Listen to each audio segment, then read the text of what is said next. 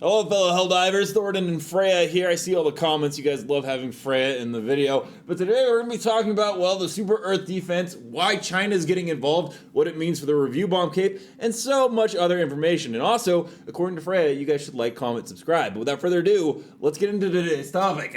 Yes, brave Helldivers, our greatest threat right now is not the Super Earth invasion. It isn't even alien, it's not even technical, it's actually existential, and it's called review bombing. So let's be clear, Helldivers 2 has a very weird relationship with its players. It's kind of like that one ex you keep texting because they did make a killer lasagna, but also they set your house on fire that one time. Arrowhead Game Studios does deliver regular updates, killer content, as we are playing the Heart of Democracy right now, and Super Earth is super fun, and arguably is one of the best live service campaigns in recent memory. The Galactic War is the first time a live service game actually, feels alive and mildly allergic to player expectations. And nothing says freedom like making tactical decisions based on Reddit memes and random propaganda. That being said, why all of a sudden is there a sudden mixed status on Steam? Well, let's go ahead and sit down, grab your Democracy Decoder ring, and dive in. The latest bombing isn't about bugs actually, unless you count the ones that cause players to not be able to throw their stratagems because you were inputting it too fast, which, let's be honest, that was a little annoying. No, it's actually about megacities, the newest update they added in. Specifically, the tragically named equality on C, which, thanks to the math, kept capping at exactly 99.9783%. Yeah, you heard that right. Players were pouring in bullets, stratagems, and occasionally their souls, only to find the meter wouldn't tick over. And this pissed off what seemed to be a large percentage of the Chinese Helldivers base. Now, technically, it actually wasn't a glitch. The defense on equality on C is a timed event, meaning you cannot hit 100%, not until the clock runs out. It's a defense mission, not a liberation one. But Helldivers, well, we're not exactly always patient. We don't wait, we dive, we blow things up, and we reload while running. We throw stratagems at our own teammates just for fun. I am one of those people that love doing that. So when the game tells us you're doing great, but we can't let you win just yet, it goes about as well as you'd expect. The irony here is that the Heart of Democracy update, the one that added the defense of megacities, was actually a banger. Player count went up to the highest it's been since launch. Battles got spicier, and for the first time, cities had names that didn't sound like IKEA furniture, which, I mean, to be perfectly honest, you guys, if you've ever watched my videos, know I have a horrible time mispronouncing them. But all of that got lost in this most recent drama because instead of basking in the glow of liberty, players were too busy yelling, "Why can't I win the war?" And well, that's because war, it never ends. Now, despite all that chaos, there is actually some cool stuff being added in, like Fort Union, the latest major order and spiritual home of the bug divers. After being neglected for weeks with the Illuminate fleet coming in and then us getting a little bit of an automaton getting the DSS back up, the Terminators seem to be finally back, and the best part, their planet is now beaming malware into space. I don't know exactly what that means or how the bugs got that technology, but that brings us to the real conflict, not the one in the stars, but the one in the community. Haha. All that being said, I do hope the review bombing does stop. It's not fair to Arrowhead. This update has been absolutely fantastic, and it's not their fault that people didn't read the major order 100% or not understand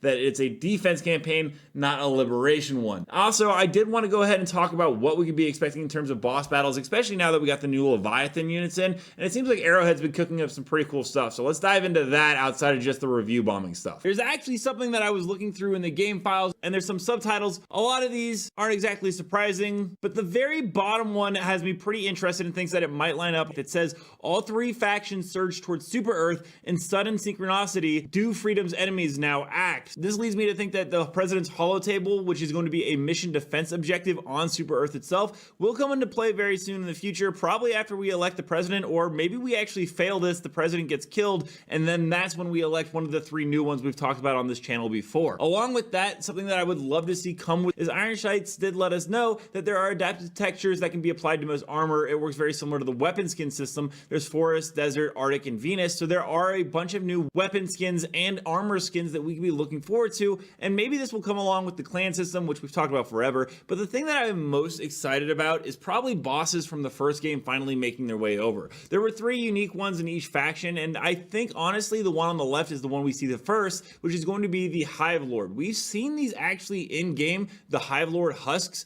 all over the map. They are giant behemoths that will absolutely test our skill as Helldivers and give us a challenge more than anything else, which is something I think we need right now. Level 10 difficulty has been here for a while, and there just hasn't been something to really challenge the Helldivers' might and superiority after we received all those recent buffs and nerfs. So to go ahead and add in some new enemy faction boss types, I think is definitely going to be the move and would be something very cool to see. One big question though would be, how exactly are we going to fight the boss battles? Are we going to have larger squads? And well, developers have kind of already answered that, and that is 5-player squads. More teamwork, right? More firepower and more accidental friendly fire. I could only imagine 5 portable hell bombs all going off. That would have actually been pretty fun. Well, it turns out the devs thought it sounded a little too great. They said, with 5 players, the entire tactical balance of the game fell apart. Imagine having a full squad where one guy's only job is to constantly spam orbital strikes while the rest of the team dodges for dear life. Even worse, 5 players meant every stratagem could be covered, removing all those tough do we bring ammo or airstrike decisions. Basically, it turned Helldivers into a walking arsenal of democracy, and let's be honest, way too overpowered. So Arrowhead decided to scrap it, but could it return? Maybe as a special mode, Super Earth's Most Wanted, where we get a 5th squad mate, but he's a complete liability. I'd honestly play that, and there has been talk about raid battles, and also at some point they are going to be bringing in raid bosses like the Hive Lord and stuff like that, and so having more players in your squad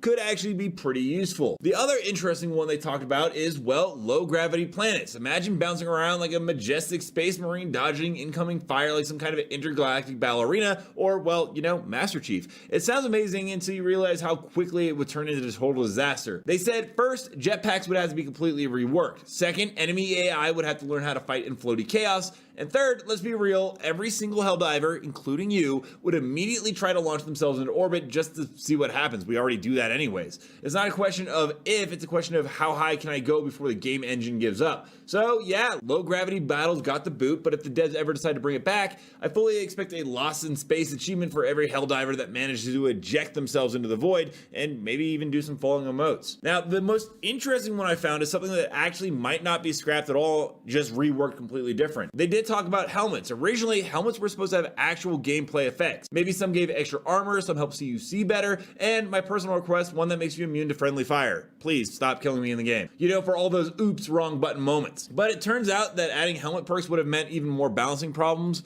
Plus, the devs had to actually finish the game at some point. You know, Sony wanted to see something.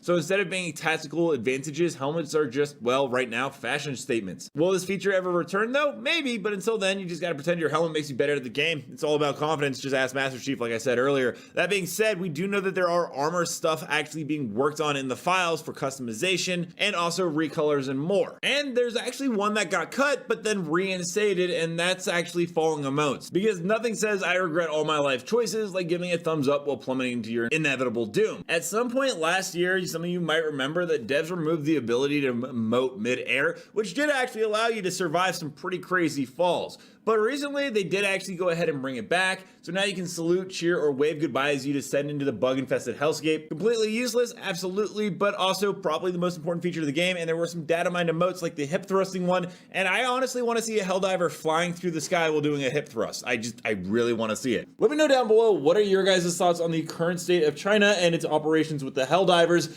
and, well, the Super Earth defense. Also, don't forget to check out this video right here, where I cover more news and information on Helldivers too, and until next time, everyone, thanks for stopping by. Keep spreading managed democracy.